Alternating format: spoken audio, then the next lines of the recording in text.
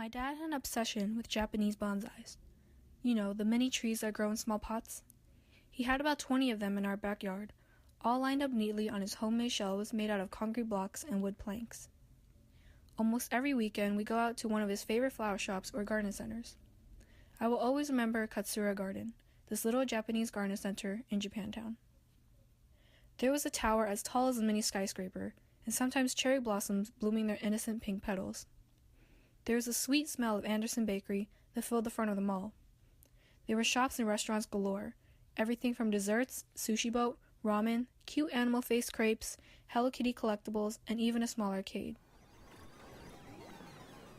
There was a plethora of small boutiques too, that supplied overpriced clothing and outdated accessories that no one really bought. Katsura Garden was different from all those other shops. The front of the store always had expensive little succulents, decently priced orchids, and sometimes bonsais that were on sale. My dad used to stand in front of the store for about 20 minutes, all concentrated looking, examining the orchids and bonsais so closely that he would have wrinkles on his forehead. "What do you think about this one?" he asked in Chinese. "I like it. The leaves are very pretty," I smiled. I thought so too," he smiled back. When we walked in, it felt a little like Japan.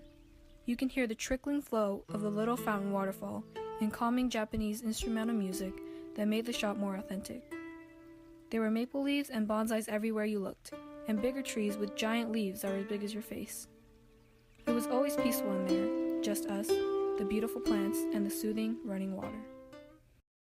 After looking around the shop and my dad finally deciding which bonsai he will buy this time, we would sometimes get froyo.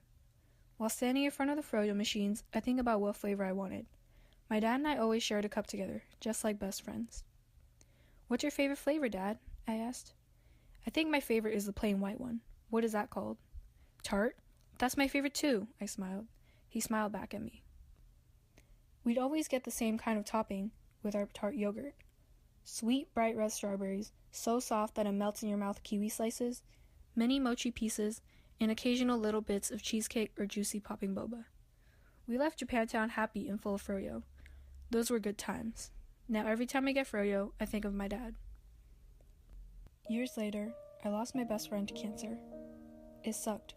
It was terrible. The bonsais in my backyard slowly started to brown and wilt, except for the ones my uncle took to take care of in memory of my dad. After my dad passed away, I found myself randomly remembering little things about him when I was doing the simplest stuff. The smallest trigger, like deciding what I wanted to put in my frozen yogurt, or just driving past places we used to go together, made me think about him. My dad was my best friend. We spent every weekend together, doing something or going somewhere. I used to think going to Japantown with him was kind of boring and tedious. He made me wait what seemed like forever to pick out the best bonsai. I didn't think much of Japantown because we went there so often. I used to go there all the time in middle school, and it didn't seem that significant when I went with my dad. It was until his death that I realized how precious this place was to him, and how our time together was so important to our best friend-like relationship.